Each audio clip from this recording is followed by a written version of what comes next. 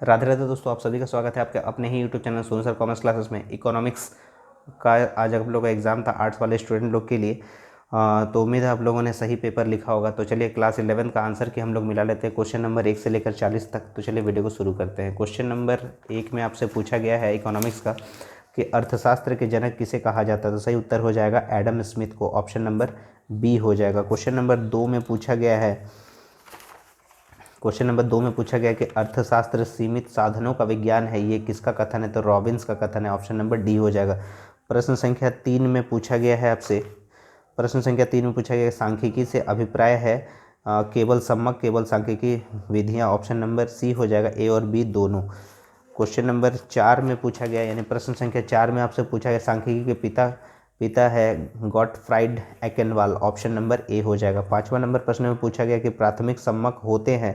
तो यहाँ पर जो है प्राथमिक सम्मक जो होते हैं वो मौलिक और संकलित यानी दोनों होते हैं, ऑप्शन नंबर सी हो जाएगा, ए तथा बी दोनों। क्वेश्चन नंबर 5 का 6ठा नंबर प्रश्न में पूछा गया है कि समाचार पत्र किस प्रकार के आंकड़ों का स्रोत है। तो ये हो जाएगा, समाचार पत्र जो होता है ये द्वितीयक आंकड़ा का स्रोत है, ऑप्शन नंबर बी हो जाएगा। ठीक है, आगे बढ़ते हैं। 7वां नंबर प्रश्न में आपसे पूछा गया कि एक अच्छा न्याय दर्श हमेशा आधारित होता है इनमें से सभी, यादृच्छिक नमूना, स्तरित नमूना पर, समूह प्रतिदर्श पर, इनमें से सभी, ऑप्शन नंबर डी हो जाएगा। 8वां नंबर प्रश्न में आपसे पूछा गया है कि समग्र के एक छोटे से समूह को क्या कहते हैं। तो प्रतिदर्श कहते हैं, ऑप्शन नंबर बी हो जाएगा। 9वें नंबर प्रश्न में पूछा गया कि प्रोफेसर पी.सी. महलनोबिस कौन है। तो इसका सही उत्तर हो जाएगा एक अर्थशास्त्री, ऑप्शन नंबर ए हो जाएगा। ठीक है, तो आगे बढ़ते हैं हम लोग। क्वेश्चन नंबर 10 में पूछा गया कि जब निचली और ऊपरी दोनों सीमाओं पर विचार करते हैं तो ऐसे वर्ग कहते हैं हम लोग समावेशी बोलते हैं उसको, ऑप्शन नंबर बी हो जाएगा। ठीक है, आगे क्वेश्चन नंबर 11 में आपसे पूछा गया है कि कालानुक्रमी वर्गीकरण में आंकड़े किस आधार पर वर्गीकृत किए जाते हैं। तो सही उत्तर हो जाएगा समय, ऑप्शन नंबर सी हो जाएगा 11 का।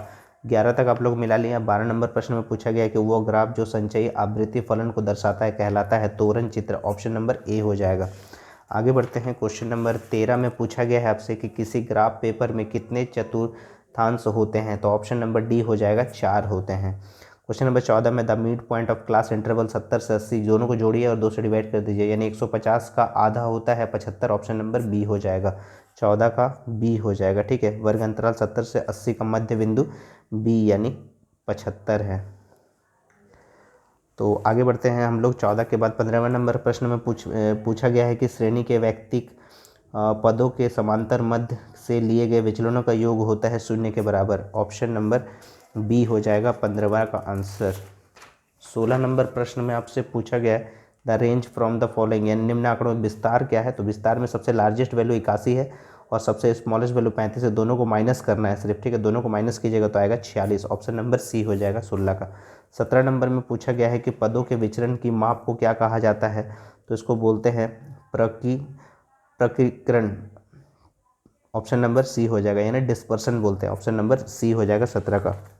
18 नंबर में पूछा गया है कि समांतर माध्य से लिए गए विचलनों का बीजगणितीय योग है 0, ऑप्शन नंबर सी हो जाएगा। 19वें नंबर प्रश्न में पूछा गया यदि आर एक्स वाई बराबर 0 है तो एक्स और वाई के बीच का संबंध क्या है। तो ये अरैखिक है, ऑप्शन नंबर बी यानी नॉन लीनियर है, ऑप्शन नंबर बी हो जाएगा 19 का। 20 नंबर प्रश्न में पूछा गया है कि उपभोक्ता कीमत सूचकांक को किस अन्य नाम से भी जाना जाता है। सही उत्तर हो जाएगा थोक कीमत सूचकांक, ऑप्शन नंबर बी हो जाएगा। 20 नंबर तक हम लोग आंसर मिला लिए हैं। अब 21वां नंबर देख लेते हैं क्या पूछा गया है। ब्रिटिश काल में भारत की राष्ट्रीय आय की गणना का पहला प्रयास किया था दादा भाई नौरोजी ने, ऑप्शन नंबर ए हो जाएगा 21 का। 22वें नंबर प्रश्न पूछा गया भारत में किस प्रकार की अर्थव्यवस्था देखी जाती है। तो मिश्रित, ऑप्शन नंबर सी हो जाएगा। 23वें नंबर प्रश्न में आपसे पूछा गया है कि निम्न में से नकदी फसल कौन है। तो कपास हो जाएगा, ऑप्शन नंबर सी हो जाएगा। 24वें नंबर प्रश्न में पूछा गया कि भारत में सर्वप्रथम आयरन एंड स्टील कंपनी की स्थापना कब हुई थी। तो टाटा स्टील हुई थी, तो यहाँ पर 1907 हो जाएगा, ऑप्शन नंबर बी हो जाएगा 24 का। 25वें नंबर प्रश्न में पूछा गया है कि वर्तमान में नीति आयोग के अध्यक्ष है श्री नरेंद्र मोदी, यानी प्रधानमंत्री होता है नीति आयोग का अध्यक्ष होता है, ऑप्शन नंबर ए हो जाएगा। ठीक है, 25 नंबर का। 26वें नंबर प्रश्न में पूछा गया है कि हरित क्रांति मुख्यतः डैश फसलों तक ही सीमित रही है, तो इसका सही उत्तर हो जाए गेहूं और चावल, ऑप्शन नंबर सी, ए और बी दोनों। 27वें नंबर प्रश्न में आपसे पूछा गया कि जैविक कृषि है धारणीय, ऑप्शन नंबर ए हो जाएगा। 28वें नंबर प्रश्न में पूछा गया है कि नई आर्थिक नीति में किस घटक को सम्मिलित किया गया है, तो सही उत्तर हो जाएगा इनमें से सभी। 28 के बाद 29वें नंबर प्रश्न में पूछा गया है कि फेमा कब लागू हुआ था, सही उत्तर हो जाएगा इसका 1 जून 2000 में, ऑप्शन नंबर बी। 30 नंबर प्रश्न में पूछा गया विश्व व्यापार संगठन का गठन किया गया वर्ष है 1995 में, ऑप्शन नंबर सी हो जाएगा। 31 नंबर में पूछा गया है कि भारत में आधुनिक सुधारों का प्रारंभ किया गया वर्ष कौन सा है, 1991 में। ठीक है, 31 नंबर तक मिला लिए हैं आंसर। तो 32वें नंबर प्रश्न में देख लेते हैं क्या दिया गया है। नाबार्ड कब स्थापित हुआ, तो इसका सही उत्तर हो जाएगा 12 जुलाई 1982 में, ऑप्शन नंबर ए। 33वें नंबर प्रश्न में आपसे पूछा गया है कि ग्रामीण साख का स्रोत है साहूकार, ऑप्शन नंबर ए हो जाएगा। 34वें नंबर प्रश्न में आपसे पूछा गया है कि मानव पूंजी निर्माण में समस्या है इनमें से सभी, ऑप्शन नंबर डी हो जाएगा। 35वें नंबर प्रश्न पूछा गया कि एक सूचक जो किसी देश के मानव विकास को मापता है उसको HDI कहते हैं, ऑप्शन नंबर ए हो जाएगा।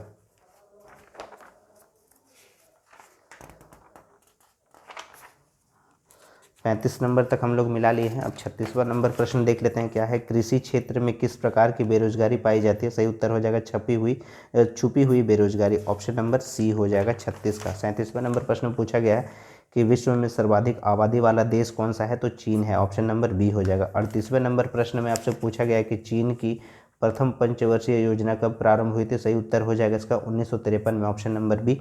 39वें नंबर प्रश्न पूछा गया चीन में द ग्रेट लीप फॉरवर्ड अभियान केंद्रित था आर्थिक सुधार पर, ऑप्शन नंबर डी हो जाएगा। और 40वें नंबर प्रश्न में पूछा गया है कि भौतिक पर्यावरण में सम्मिलित है इनमें से सभी, ऑप्शन नंबर डी है। ठीक है, तो ये आपका इकोनॉमिक्स पेपर का सारा आंसर की मिला लिया। आप लोग कमेंट करके जरूर बताइएगा कितना मार्क्स आप लोग को मिला है।